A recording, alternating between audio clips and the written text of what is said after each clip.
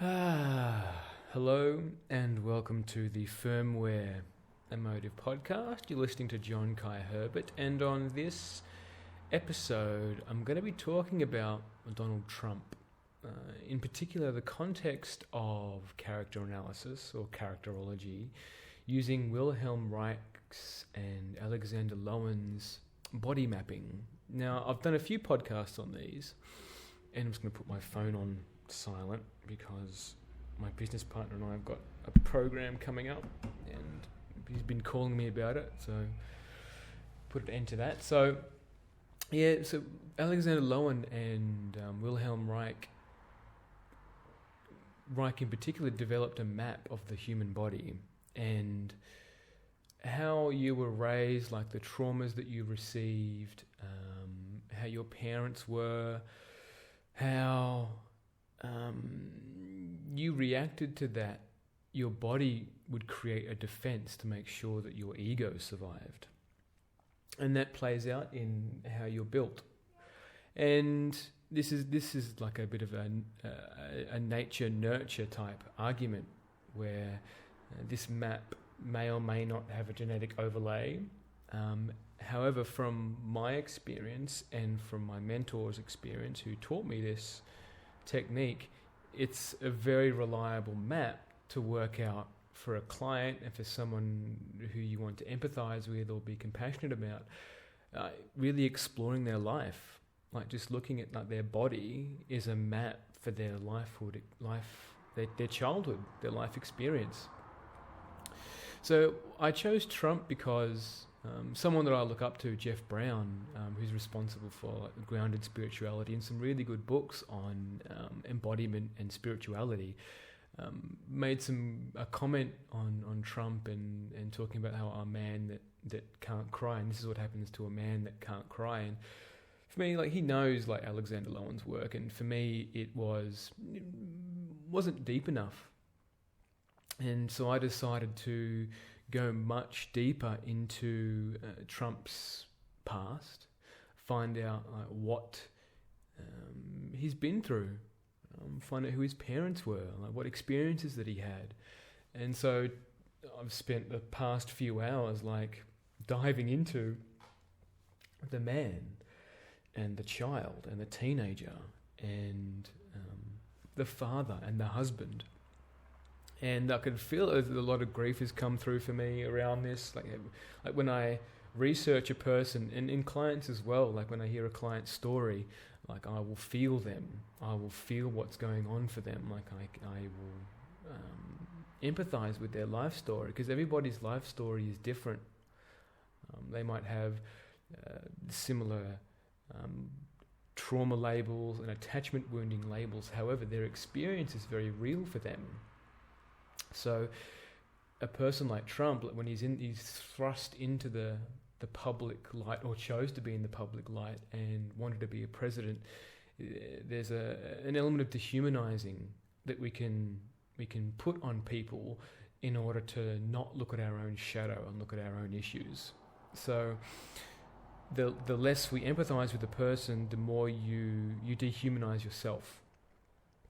The less you separate yourself from humanity, you dehumanize the other, and it's, they're not human. You know, he's president. He's a narcissist. He's a whatever it is, whatever pejorative that you want to throw out. You actually separate them from the collective, and in doing so, you separate aspects of yourself that are in that person. So I'll be going through a few points here. The body is a map, so I'll be talking about some character analysis. His parents. I'm just flicking through some notes here on my laptop. So if you're watching on the video, you'll see my notes on my screen and the websites that I'm visiting. I'll also have a bibliography and a list of videos that I use to reference as well. The childhood that created an empire, so how he was raised. The teenage and adult journey with women. So teenage years is very important for the final stages of really solidifying in who you are as a being, as a person. How he became, like, from that teenage and that childhood, like how he became the adult that he is today, and how that plays out with women as well. Then I'll jump into some more esoteric content around like hyperdimensional, so like spirits and entities, and then the human design system. I was going to do gene keys. It felt like human design has enough in it that I can dive into and extrapolate some information that puts other things in context, and how like astrological systems and more esoteric systems can predict and be a guide to how you want to experiment with your life. Collective complexes and the shadow, so how Trump's behavior relates to the collective and maybe you as an individual, and how his behavior is, although you might not like it or you might like it, there's a part of you that's in there. And then how I would treat Donald Trump, if he was my client, and what would be required. So the first point is the body as a map for healing. So for this, I took examples of, I looked through his pictures of his childhood. There's not much of his childhood, like his very early childhood. As I'm speaking now, there's a picture that stands out for me. He's quite young, and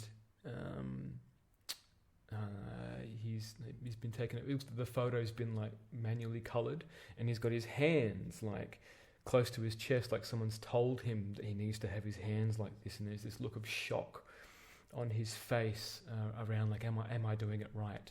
Like, am I doing the picture correctly? So in his body, like in his eyes, I can see an element of shock. So with the characterology, that the eyes are very important.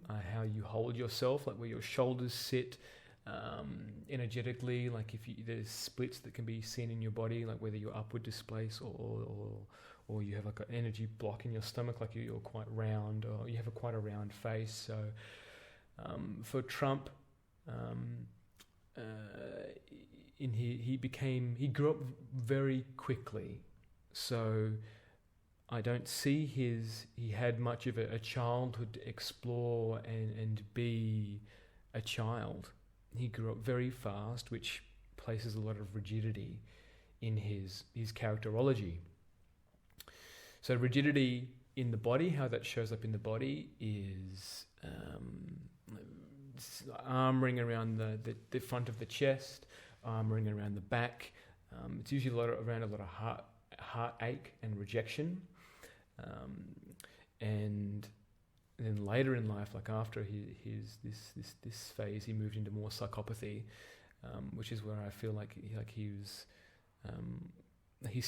split between his mum and his dad, and there's a potential for like his mum and dad that they used him and his affection or his achievements against each other. So like his mum would play him off his dad, and his dad would play him off his mum. So there's kind of like this, like, who do I trust?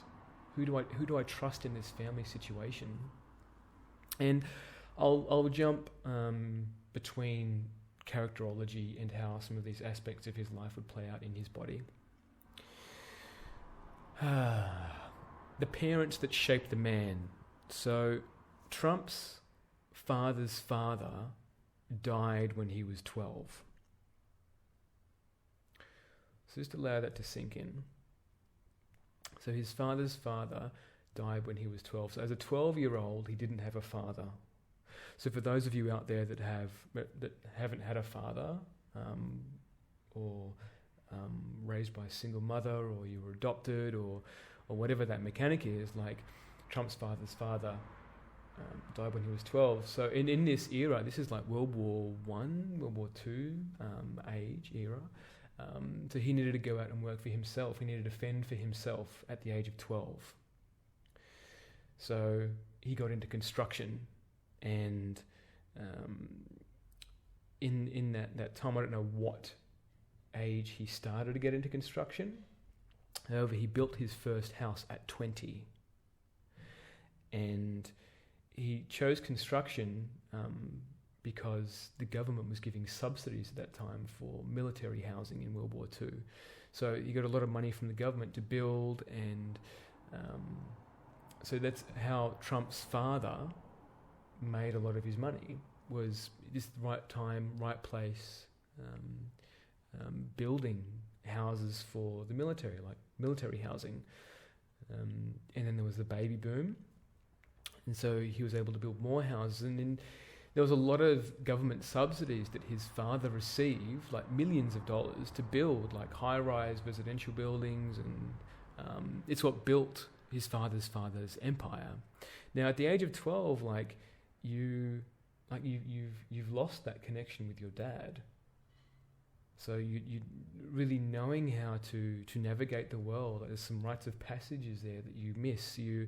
There's lots of things that if you can imagine, like if you lost your father at 12, like what else you've missed out on, like being taught how to drive, maybe, having those conversations about like your first partner, or being shown integrity, and being like tracked, like your progress in your life is tracked. Like, how are you going with this? How are you going with that? So for me, this dials back to like missing men, like how wars have changed, and multi-generational trauma from war and not having a father plays out in the future. So as this relationship unfolded, I'll jump into Trump's mother. Trump's mother was an immigrant, and she spoke, Mary's her name, and she spoke Gaelic, so she didn't speak English, and she became a maid, and she met Fred Trump, who is Trump's father, at a dance, and they got married. And Mary was the one that loved like the pomp and circumstance, so she grew up looking opposite a castle, and there would be a part of her that always wanted to live in a castle. Like, that was what she set her goal was. Like I don't want to be a maid. I don't want to be this. I don't want to acknowledge my family or my past or whatever it is. Like, I want to be great. I want to be seen as someone who is successful and famous and has got lots of money and money to spend and security. So straight away, like, Trump's parents were from poverty and not necessarily a loving household where things were like, what was valued was your image.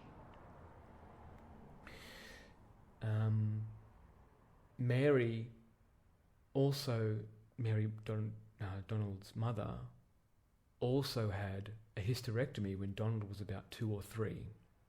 So this is after Donald's brother Robert was born. So she had an emergency hysterectomy. Now, the women that are listening, you've lost a part of you. And for the men that are listening, this is a huge part of what a woman is.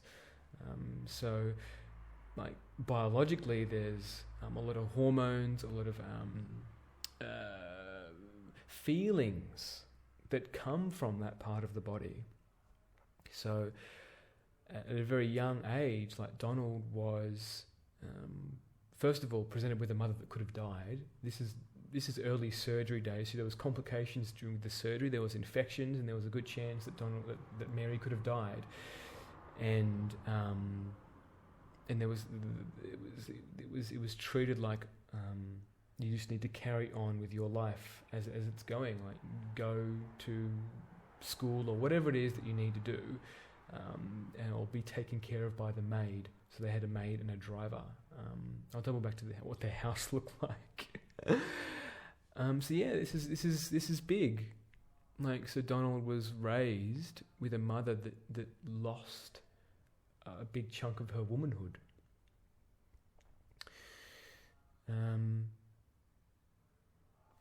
Their home was 23 bedrooms.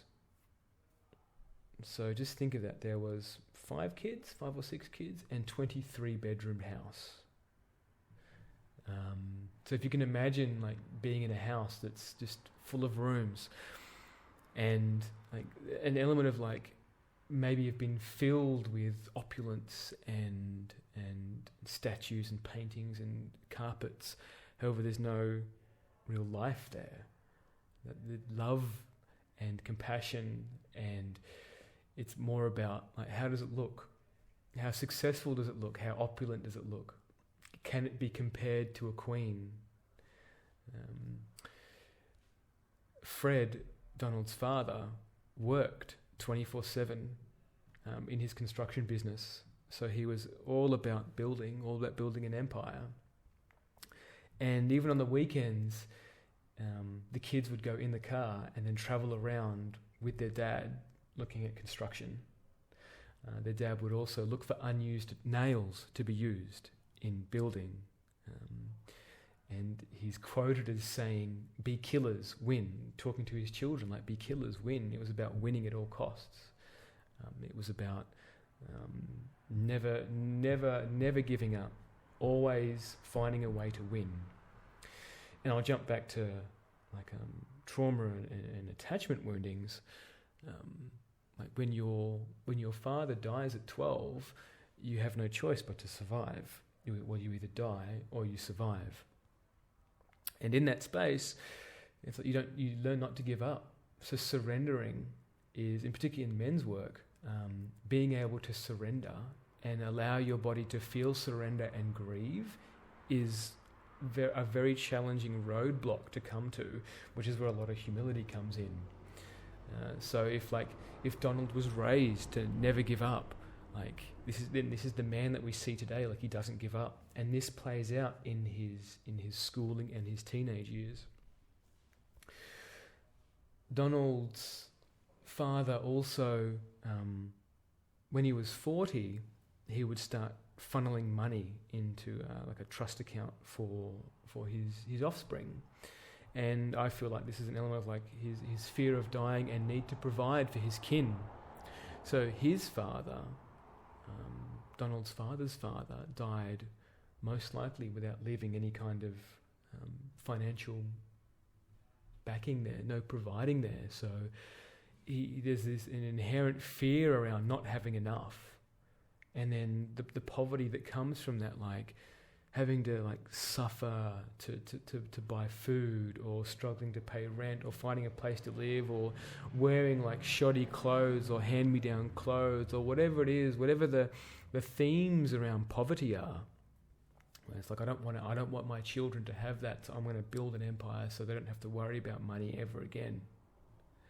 And this played out through how his business dealings and how he just constructed the business, and how that's flowed through into Donald. Donald's father also avoided paying tax, even though like he profiteered from subsidies from the government. So I feel like there's a level of out of integrity there, which is flowed through again, where he got money from the government, so taxpayer money effectively, and then refused to give back in that way. And he gave back in other ways, like by building and having the initiative to build. And then in that space of not having enough, you can hold on to things like a miser. And I feel like that's also shown in looking for unused nails, where some people might look at that as resourcefulness. However, there's also a shadow of being a miser in that, and not wanting to share with anybody outside of your kin. And we see that in crooked kings today, with nepotism and Donald as well, like having his kids be in positions of power. Part of his psychopathic character. And when I say psychopathic character, it's like it's labeling like how you'd label a tree, like it's a eucalyptus tree, or a mother-in-law's tongue as a plant, or it's a label that I'm using it as in a clinical setting. So it's a number of behavioural characteristics. So in his psychopathy, it's very hard for him to trust. So for him, his family is all that he can really trust. So positioning them in positions of power where he can lean on and rely on, I would expect. Because that psychopathic character has such a hard time trusting people that he's going to hold his family very, very close. Donald's also quoted as saying, "My father was great, a good builder, a good salesman. He was a great guy. I loved my father." with the psychopathic character, it's very challenging to really feel into feelings and give an honest answer. It's about how it looks. And Donald's also quoted by saying, like, he doesn't want to be made look like a jackass. Let me just jump to the bottom of the quote here.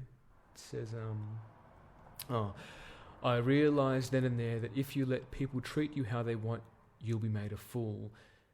He later told a reporter, I realised then and there something I would never forget. I don't want to be made anybody's sucker.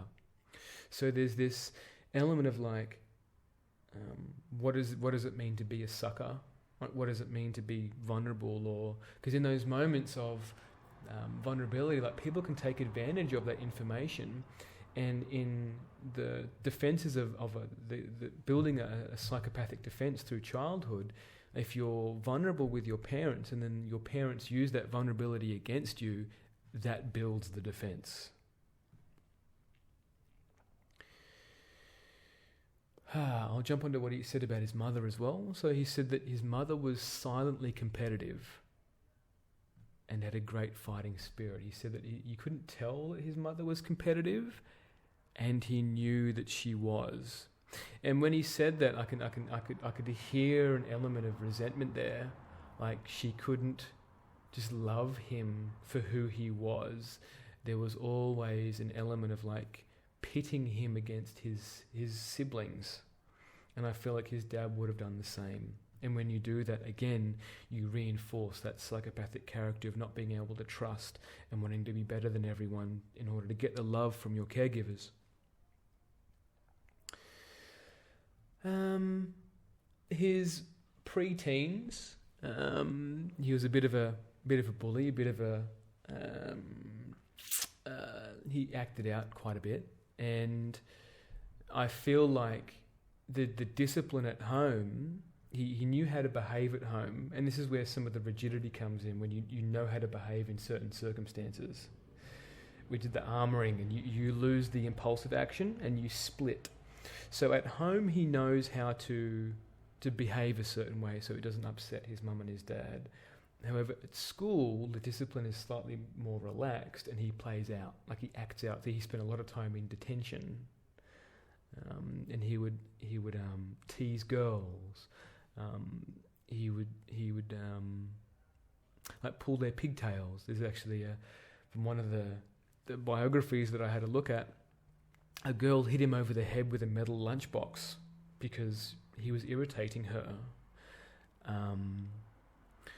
So there's this element of like not being able to express vulnerability of love or affection, or like, I like you. So it comes out in this aggressive way, and a tormenting way, and a bullying way. Again, because there's a part of him that knows that if he could show that vulnerability, then that vulnerability could potentially be taken advantage of.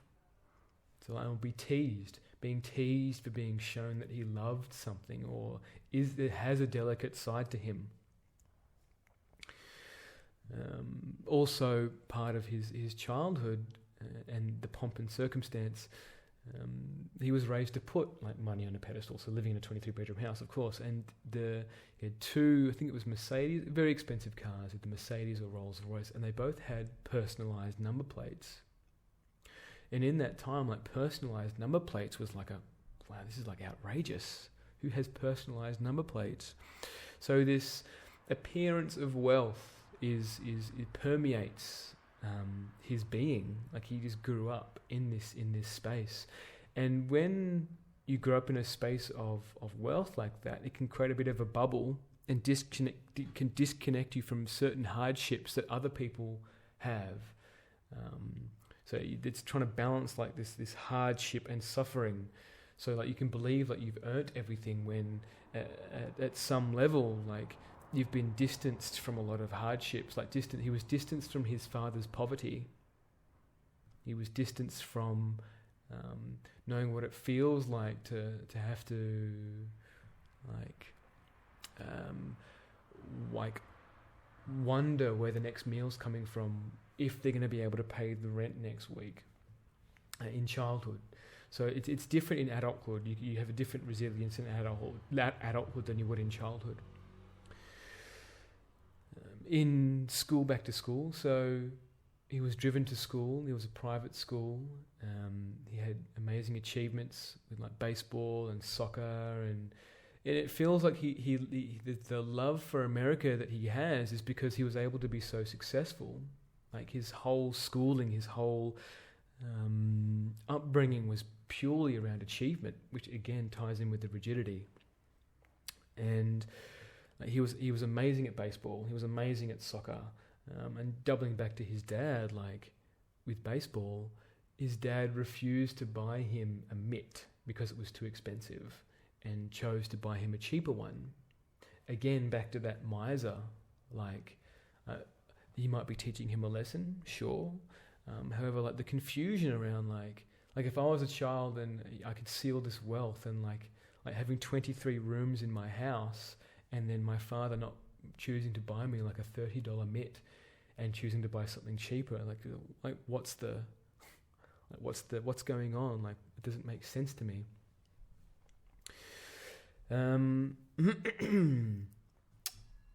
Trump could see that he wanted to be part of his father's business, and that was instigated at a very early age, and feeling like seeing the power that his dad had, seeing the respect that his father had in certain circles, would definitely, I want to be that man. And that's effectively where the direction of where he wanted to go. There was actually a moment where he was going to go into film school in New York, and he chose to go somewhere else. His nickname was the Trumpet. So he would say just what was ever in his head, and we still see that today. Like there's a consistency in his behavior. He's not like this person that's out of left field. It's like he's had this same consistent, he's always right, he's never wrong, he doesn't apologize kind of behavior about him, because he doesn't want to be seen as weak, because that would tie in with his wounding and his father's wounding about being seen as like you're just a man like everybody else, and you have money, and you're also human.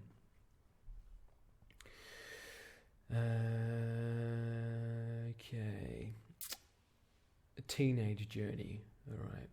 So at 13, he was sent to the military academy after he was sent. Some places say he was enrolled, and he was sent there by his dad. His dad was furious. He found out that Donald and one of his friends was sneaking out to go into the city. They lived in Queens, and they were going into like Manhattan, and this will also tie in with some of his human design as well.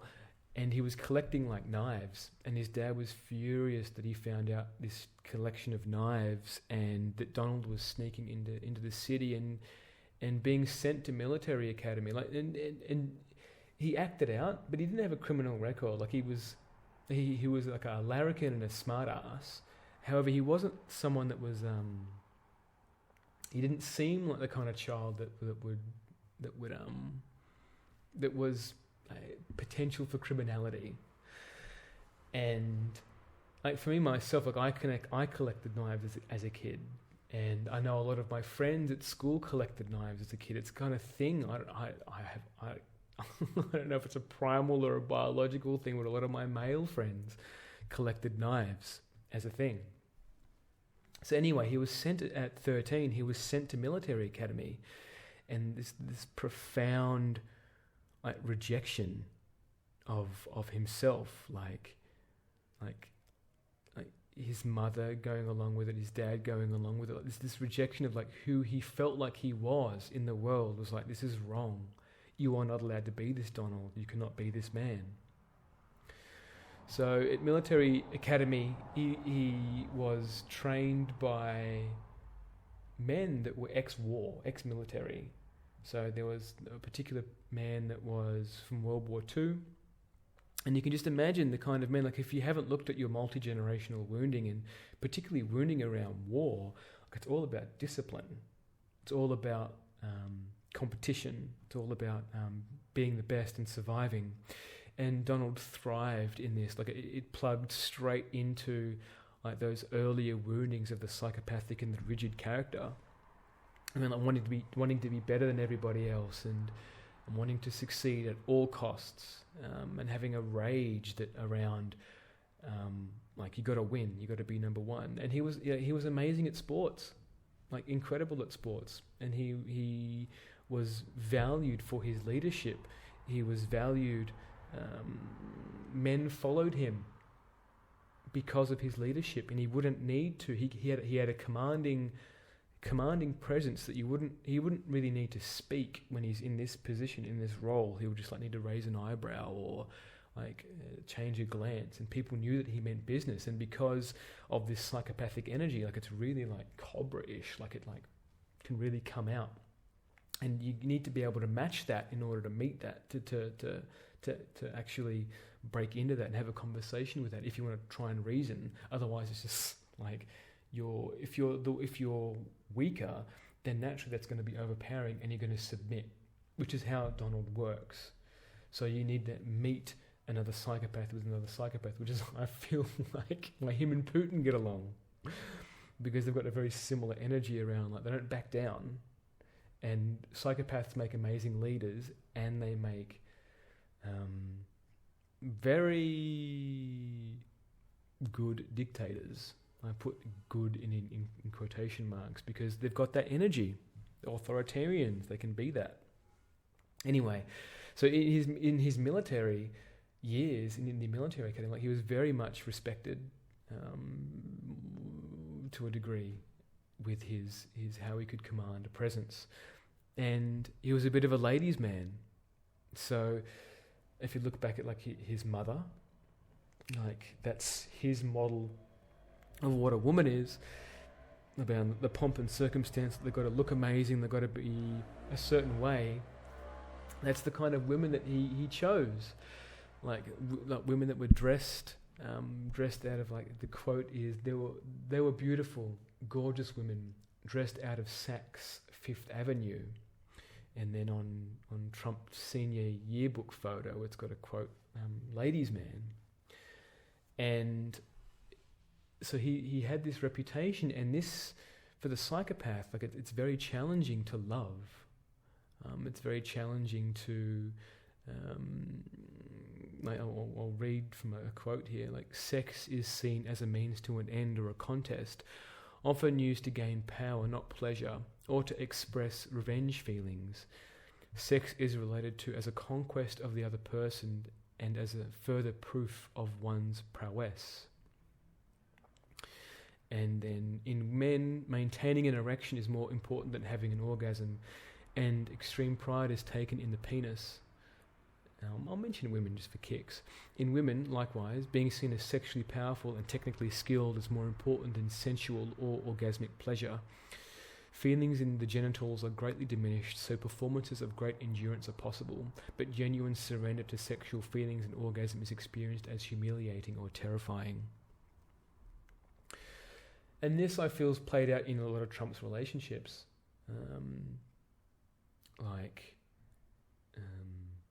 He's been married 3 times. He's had a number of children, and a lot of his girlfriends have been like tennis pros or like supermodels and actresses, or one of them who was a Penthouse playmate, Victoria Zadro. I'm not quite sure how to pronounce her last name. She's quoted by saying, so she was the last of his girlfriends.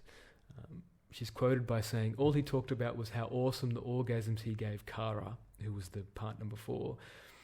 And then Trump responds to that by saying, like, the photo of Victoria, like, she looks like a third-rate hooker and I don't date third-rate hookers.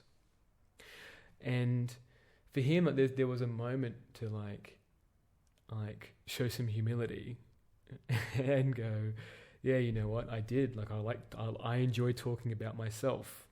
Like, I like that.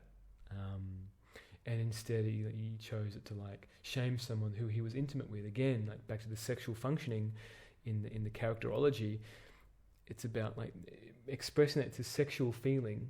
Like, so you denigrate by calling her a hooker or a third-rate hooker. and the conquest was over. So once the conquest is over, it's like, well, you are effectively nothing to me. The exceptions here are with his first wife, who he maintains a longer term relationship with. And when they got divorced, he cheated on her. He cheated on her with a supermodel. And that was devastating for her, his wife. And I feel like part of Trump regrets that. He deeply loved her as a woman that gave birth to his children. So there's even then, like, being able to express or publicly express the compassion around that, I think he would find really challenging. And I feel like that humility would go a long way. However, that to maintain that image of perfection, to maintain like, oh, I'm amazing, I'm a superpower, I'm this amazing being, I'm perfect, like I'm good, I'm amazing, I'm great, and whatever the adjectives that he wants to use, like that's the limit. That's where he's at. So it's this facade of greatness, and underneath that is someone who's human. In this, I will also say, there was a moment with Cara Young, this supermodel that he was dating. She was seeing another man at a time. I think he was a performer, a musician, and she hadn't told him that she wanted to break up with him and be with Donald. And Donald was on some talk show host, and they ended up calling up this guy, I think his name was AJ. And Donald just said to him, hey, just so you know, like, Cara wants to break up with you and be with me, just letting you know. Like, and it was this pure, like a psychopath, like, exerting this dominance and power. And the same thing that's tied in with the rigidity, the same thing about being like played against his parents and like wanting to be seen as greater than. Well, this guy was devastated, and Cara ended up needing to come onto the show as well and like talk them both down, and then let AJ know that, yeah, you know what, I don't want to be with you anymore, and I'm going to be with the Donald. So there was just like this bravado of like wanting to be better than, and a lot of men are like this, especially in the pickup artistry scene, the pickup scene. It's like there's a competition to who scores like the perfect 10, or who scores the whatever number it is, or how many women that you've had sex with, or whatever these arbitrary achievements that we place on ourselves, that we're taught that make us who we are.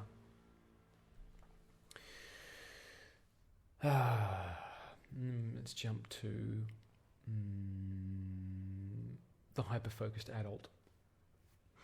So what I see here is this refusal to admit that he needed help or needs help. And so there's this winning at all costs, because to admit that you need help means that you are human.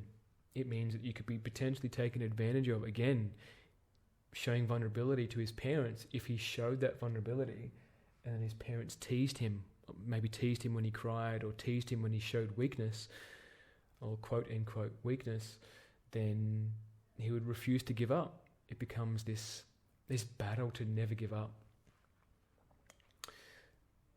And again, that's like an infection in the collective, is like this refusing to give up. I'm just going to have a drink of water. And I've mentioned this in a few podcasts, like when we do some of the work that we do, like a gauntlet, like for men, like we will hold them down or get them to run through a column of other men. And there's this moment where like a man will refuse to give up. And like they're fighting and they're striving and they're trying to push through these columns of men to get to the other side. And there's this moment where they just break and they give up. And it's in that moment that their real clarity and their real power comes. Like their presence changes. Like they feel this humility that comes over them, and it's very powerful. And it's a rite of passage. One of his sons, his first wife Ivanka wanted to call one of his sons Trump, and Donald, the original Donald, said, "Oh, I can't call him that. What happens if he's a loser?" and just let that sink in. So in passing on, he didn't want his name to be passed on, so he wanted to call his son Donald. She wanted to call his son Donald, and so what happens if he's a loser? And it's like he didn't want to pass his name on if his son's a loser. And what does that mean? Like that's his framework of how he sees the world in a combative winner or loser type scenario. That's why he's made the changes that he has. He views the world, you're either a winner or a loser. And we see that in corporate, we see that in the military, we see that everywhere, in men and women, where we put these arbitrary goals on what it means to be a winner and a loser.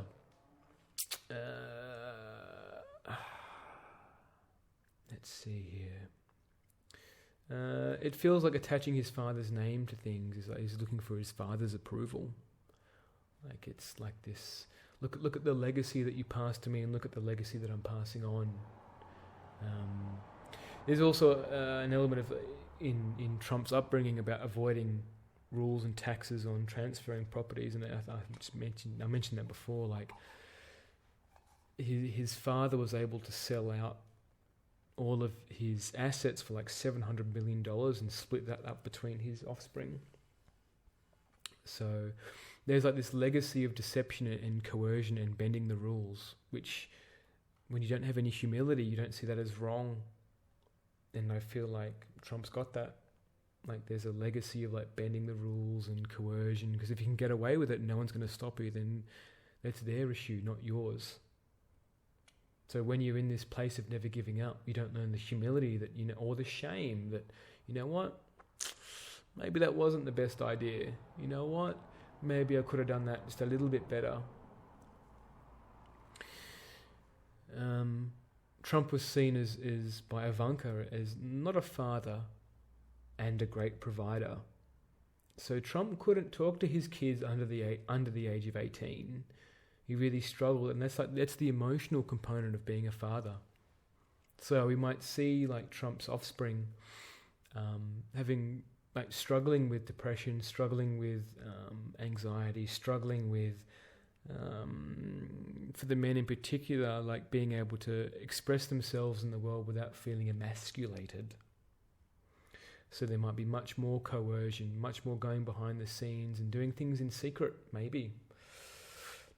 That's usually what happens when you're raised just by a mum, is that you don't learn how to step out into the world with a manly presence. You tend to do it more subterfuge, in secret.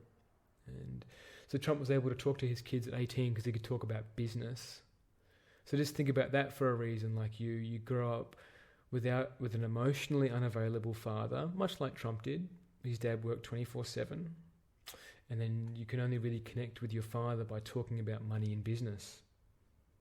Like just feel into the conversations that you've had with your father or your father figure around like meaningful things, like life or nature, or how he feels about you, like where you're at in life right now, like how's your partners, like what are your dreams, like what are your aspirations, like how can I support you in going wherever it is that you need to go, and then showing vulnerability. So if Trump's not going to show vulnerability, then you don't know how to do that either. And with his daughter, like you can see like how she dresses. Like he values women that look amazing, like dressed up like in gold, that they look like queens, they look immaculate. That's the value.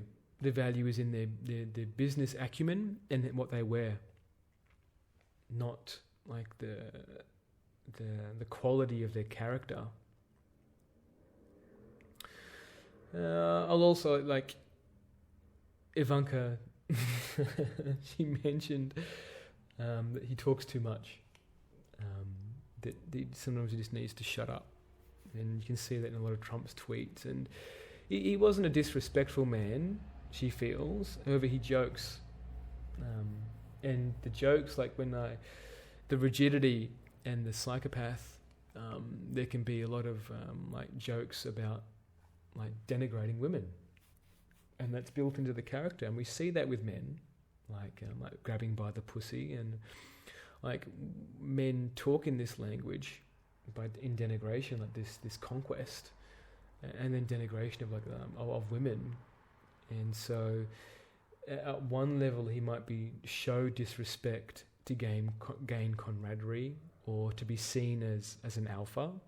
And then on another sense, like he did have like 5 children, and Ivanka feels like he was there at some degree for whatever she felt like was a provider and fitting.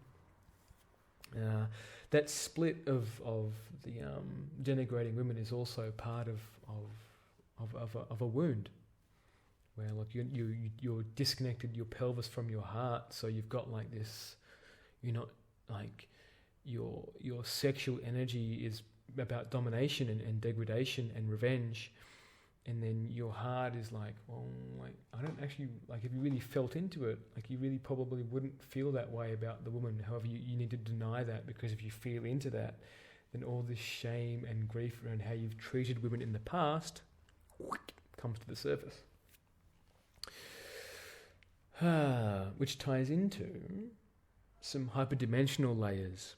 So here, like when like forces around like greed and vanity and winning at all costs and avoiding feeling bad, like avoiding feeling like shame and guilt, which are corrective. There's shame and then there's toxic shame. So avoiding feeling the shame and like your humanity, like that can feed entities and demons and false guides and things that want to set you on a path of like, no, you can cause pain in other people by being who you are, and it doesn't matter, because if you acknowledged, if Trump acknowledged his own humanity, then there would be a component around like, like, am I doing what is correct for everybody, or am I doing what is correct for me because I want the legacy of doing all these things, which I feel like is the overarching theme, is that he there's a part of him that wants you to see that he's doing it for you, and he's mostly just doing it for himself because of his how he sees himself. And it's this reoccurring theme of like, I've got to do it to look good. I've got to do it to look good. I've got to do it to look successful. Like this is my achievements. Like this is who I am. Like I'm a man that's about change. I'm a man that's about winning. This is the American dream. It's about winning. It's about being number one. So, and that dream is global. It's not just American. Like winning is very much an Australian thing as well, particularly in sports. So, hyperdimensionally, this is part of the collective shadow. Like it's part of this collective component of like wanting to win at all costs. And where do you put your energy? Like, are you winning because it's what your heart feels like it needs to do, or are you propping up your ego of feeling like a failure? And not allowing yourself to feel into those feelings of like, I'm not enough. I'm not enough, that I could never be enough for my parents to love me for who I was. So you need to feel into that. All right. Human design and the not self. So if you want to, you can skip this bit if human design is not a thing for you. And I'll do after I do human design, I'll talk about if Trump was a client of mine. I'm just gonna have another drink of water. 50-minute mark. Yeah, we're going good. So Donald Trump is he's a manifesting generator. So for those of you that are familiar with human design, like a man gen is like a subset of generator. And their strategy is still to respond. However, there's a bit more of a kick. So their motor is, their throat is attached to a motor, so they can create things a little bit more readily than a generator can. And we see that in how Trump has reinforced his father's empire. He's also single definition, which means that he's got no splits. Now, a single definition you can process very quickly, and you tend to be one of the... You can be okay with living by yourself if you wanted to. So being with somebody is optional. And we see that in a lot of Trump's relationships, it's more about the experience and having a legacy. So for him, that also ties in with his chart as well. He's got a channel 59.6, which is about reproduction. It's about just sowing a seed. It's an unconscious channel. However, it's about just breeding. He's also an emotional authority. Now, emotional authority is something that takes a long time to master, and I don't think Trump's really mastered it. For most people, it's a 7-year experiment. For me, I'm about 2 years in, and so I know what my waves feel like. So solar plexus, emotional solar plexus, means that you're driven by emotion, and your emotion is your authority, and you need to know when you're in your waves, whether it's a high wave or a low wave, like when you're feeling elation or melancholy. And it's in your best interests to not make decisions from that space. Like you need to feel or sleep on it, like feel like the anger or the rage, or express it, or whatever it is. So like if he's never been comfortable with expressing his anger, or if he was shamed for showing anger or sadness or melancholy, he's not going to excuse me, he's not going to be able to really sink into his waves. So like he's limiting himself on the depth of his human experience. So yeah, it requires him to maybe sleep on a decision, as opposed to making like snap decisions. He's also, his profile is an investigator martyr 1-3. So the first line means he's very good at learning and distilling things and looking at things and researching things, and which is where he was at with his study. Like he studied commerce, and he wasn't a party boy. So through university, like he would come home on the weekends and spend time learning with his father about the business.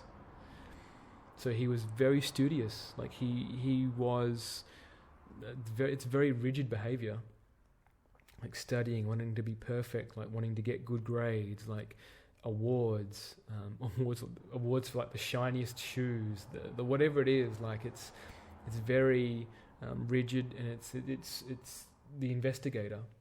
So he likes to learn. He likes to understand things, work out what's going on.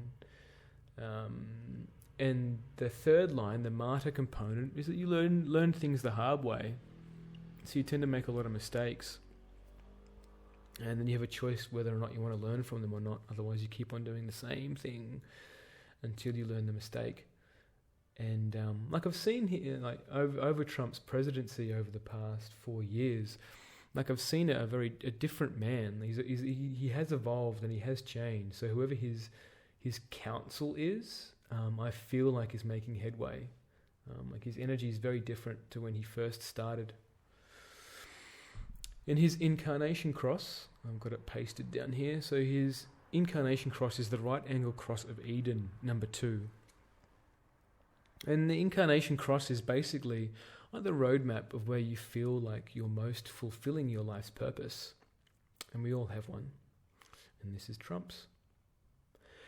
Your cross has the energy and drive to go and explore the world, but it really isn't just about you. This is the energy that compels you to bring others along on your exploration. This is the force that led us out of the Garden of Eden. This energy also has ties to art and bringing expression into form. This cross can go through a period of sadness, as there's a lot in the world that is not Eden-like. But fear not the drive to lead or share. Your sense of exploration will come through, because that is what you are here to do. So, I don't know how that plays out with him being president. Maybe he's trying to create an Eden of what he feels like is correct. And if you look at some of his policies, he is. And he's also about himself as well. So there is this overarching theme of doing it for others and doing it for me. Also on his chart, there's two things that maybe 3 or 4 things that I might mention here. So he's got a completely open head. And this means like he can be thinking about things that don't matter. And he's not very good at answering questions. And this is twofold. Like the part of him that doesn't want to be made a fool of, like gets super triggered when he can't answer a question. And really he's not here to answer questions. Like in a hot seat like that, a hot seat situation, he's not going to be able to do it. And you can see him, like he really struggles with that. His fear of being made to look like a fool is his undoing. Like, if he could have the humility to go, you know what, I don't know. You know what, I don't know. I don't know. And then like, people are going to judge you regardless. Like, if you can do it from a place of like, you know what, I feel like I should know the answer to that question and I don't. Like that's why I have a secretary of this, or this is why I have that, because it's stuff that I don't feel like I need to know. It doesn't feel important to me. Like to be at the head of a company, like you don't need to know like what coloured stamps that you need to order, or if the sticky tape is clear or gloss or matte. Like I feel like there's level of details for someone that's in a position of authority that you just is irrelevant. So the not self theme is like, am I trying to answer everybody else's questions? So like his press secretary, I think, I can't remember what her name is. She's incredible. Like she's a weapon on that pulpit, on that stand. If you ever get a chance to have a look at how she speaks and how she responds to the media, I highly recommend it. Like she has a very powerful, sharp energy, and she could meet Trump like that. She's got the psychopathic energy. She's got like that. She could meet him like head on. Like, no, Donald. She's got that. I'll meet you here. This is what needs to happen. I can't say that. I can't say this. That she's got that, and you can see it in her energy. And she would do it in a respectful way, and she would do it in her own way, which I think is quite powerful. He's also got a completely open G center. Now, wow. Again, like having completely open things, like it's really challenging to make sense of like the conditioning. And so for him, it's really important that he finds the correct seat. Like I've got a few friends that have open Gs, and like they need to move. Like if they're in the correct seat, like they've got to go sit somewhere else. Like, and it wouldn't surprise me if Trump happened to like rearrange like parts of the White House or parts of where he sits. Like, and I think he's better. His energy, it would be much better utilized if he's sitting in a comfortable spot.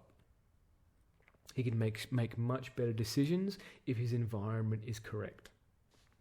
So anyone with an open G, you've got to make sure you're sitting in the right chair, whether you're sitting on a floor, a table, a couch, or outside, inside, wherever it is that you need to sit, it feels correct for you, because it makes a big difference. It makes a big difference for your clarity. Not self themes for the completely open G is fixated on finding love and direction. And the not self question is, am I looking for direction and love? Which also ties in with his open spleen. So he's got some gates coming off his open spleen, so there's some structure to how he is conditioned in his spleen. However, there's like a not self theme around like holding on what isn't good for you. And the not self question is, am I holding on to what isn't good for me?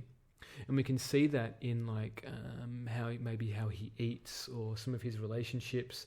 And it's also it can also, with an open spleen, you can also be constantly chasing a good feeling. And with the psychopath, that dovetails perfectly in with that. And this is where human design. This is why I love human design and characterology, is because you can like kind of tease apart like, well, what's me? And like you can just experiment with it like.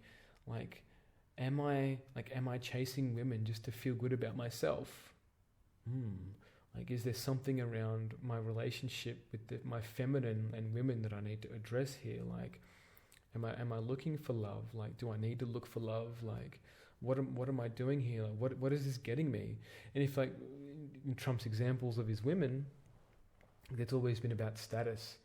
It's always been about, like, having sex with whoever's the most successful or the most beautiful, or whoever the society considers is the most successful and beautiful. Who's on the pedestal right now, and how can I be on the same pedestal? How can I claim that and conquer that to be part of me? He's also got an open root center as well. So the not self theme is, am always in a hurry to be free of the pressure. And the not self question is, am I in a hurry to get things done so I can be free of the pressure? And this dovetails in with the emotional authority. So it's like, you need to feel like, am I feeling pressure to make this decision right now? And is this pressure mine, or is this like the collective pressure, or is this a pressure of someone else? It's like, just how important is this decision right now? Because when you realize that the pressure isn't yours and someone's putting pressure on you, you can come into the clarity, feel the emotional wave that you need to, and then make a correct decision, like from a heart space. So if you're making like heady decisions or whatever it is, like your heart will know. Your heart will know 30, 40 steps ahead of what your head can ever conjure.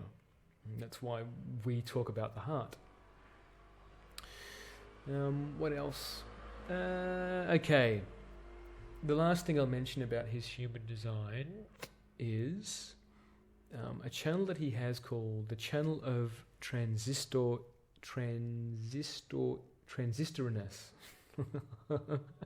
It's part of the Jack of all trades. It's nicknamed the Jack of all trades, the design of Jack of all trades. So this channel is unconscious in Trump, and it's part of the collective channel that's connected between the throat and the emotional, the solar plexus, and it's part of the path of evolution of the collective.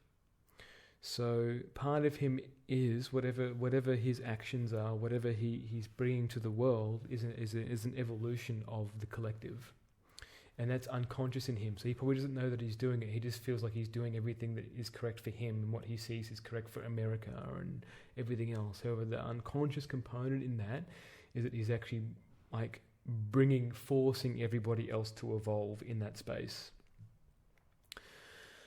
I'll put links to his human design in the comments on my YouTube video, in the body section of my YouTube video, and I might put it in the podcast as well. So if you're into human design, I reckon check it out. And if you haven't had a reading before, I reckon check it out as well. And if you get a no to that, if your authority says, no, do I need to check a human design? Yes, no. Feel into Gene Keys. Gene Keys is a slightly succincter version of human design, a little bit less technical, and you can do let's bump the microphone. Sorry, you can journey inwardly through Gene Keys as well. Now, I find those two systems are quite useful. Again, they're just parts of an experiment. You can try it on, see if it fits. If you don't like it, you can put it back in your cupboard, or you can throw it out. Like, oh, maybe I won't try this on later. Maybe we'll try this on later. So that's how I see those two systems. Last thing, as I start to draw to a close, if Trump was my client, so I would really try and make him trust me. So like he's gonna have like intense fears of being defeated, humiliated, controlled, or used. I'll also mention like his brother died an alcoholic at like 42 or 43, and Trump hasn't had like a glass of alcohol in his whole life. Well, he says he hasn't. However, that's how he sees it. Like it's like he doesn't want to. He has the potential to have addictive habits. So it's part of like the psychopathic character is like that thrill, the sensation seeking. So like getting that win, like scoring that goal, like that high-fiving, like being that winner can become an addiction. So like You want that feeling of like invulnerability and power and invincibility, and that I feel like will be part of his undoing, is like being able to accept like he's not invincible. And I feel like that's that wanting America to be seen as invincible, and Americans wanting to be seen as invincible, like their military and all that kind of stuff. Like it's what's coming is like, you're not invincible. Like you're human. You cannot keep this charade going. Like feelings of emptiness and boredom. Like he can be a bit reckless. Conflicts with authority. So like as soon as like I put myself on a pedestal, like he'll want to try and tear me down and try and compete. So it's like having this huge space around like brother, I just want to help you heal, bro. Like I see that there's part of you that's in pain. Like you're a big player in the collective, and like, do you want to explore this or not? Like there's the door. Like I'm here for me, and I'm here for you.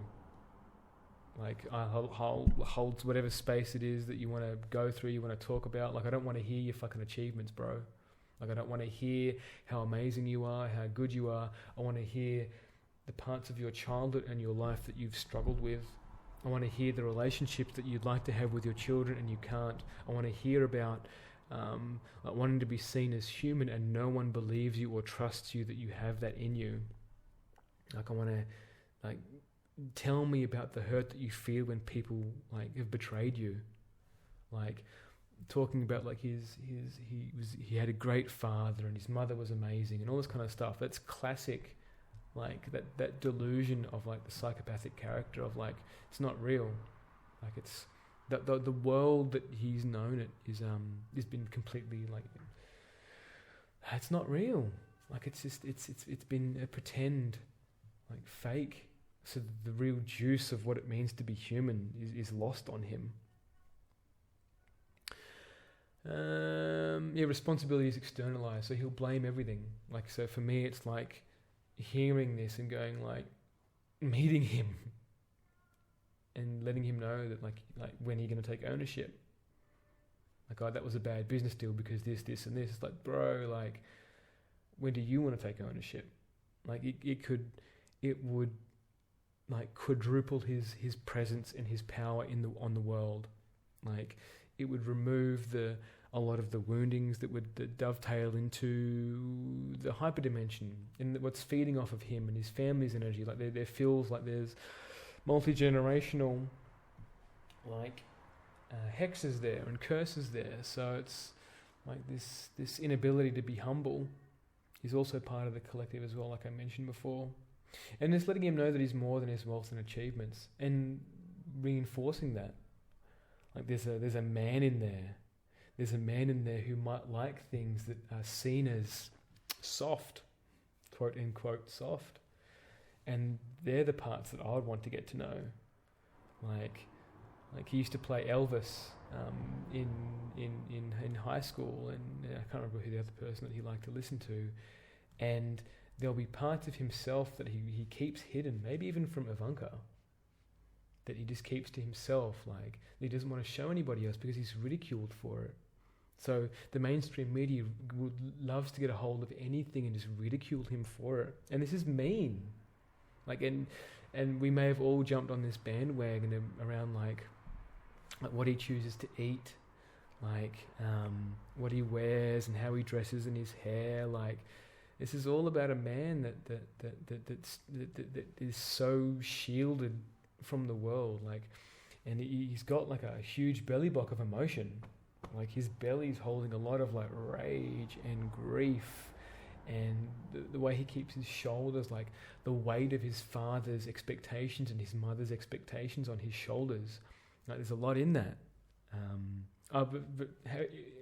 The first thing I would do is get him some deep tissue massage. Like I'd be like getting him off to like, there's a few people that I know and I'd recommend like getting into his body, like getting angry, like getting some of that psychopathic energy, like just fully owning it, like embodying it, feeling it in his whole body, not using it as a defense, but just being able to own it and having a container for it. Like I feel like he has elements of leadership now, and where he could take his leadership if he addressed some of this attachment injuries and trauma. Like he could really be someone that men and women could look up to as a leader, because I feel like we don't really have one at the moment. Yeah, that feels correct. It feels like I would do my best to get his trust, and like allow him to explore his feelings, do a lot of body work, a lot of allowing himself to feel the disgust that he feels for himself, the disgust that he feels for how he's treated women, and the resentment towards his mother. It's really allowing that resentment to come through, and maybe even feeling the grief for his mother around knowing that she became less of a woman when she had that hysterectomy, and then she would be grieving, and she may have held it all in because you're not allowed to grieve. That she looked up to the Queen, so she was never allowed to grieve. The Queen doesn't grieve. The Queen is perfect. The Queen is all together. You're all structured. You're all rigid. You're all out of integrity. You don't act on authentic impulse. You're acting out of to defend yourself or to look good within the circumstance. You know how to behave in the circumstance. It's not an impulse. So Trump's initial impulses were shamed. So that builds that rigidity in the body. Your true self is not allowed. And that seems to be a reoccurring theme, is for a lot of my clients at the moment, is who you really are was never allowed. Your creativity wasn't allowed, your playfulness wasn't allowed. So I would recommend, if there's some feelings that have come up for you, and hopefully you haven't completely disassociated during this podcast, because when I speak, changes will happen in your body, and that's part of my magic. I'd recommend you listen to it again.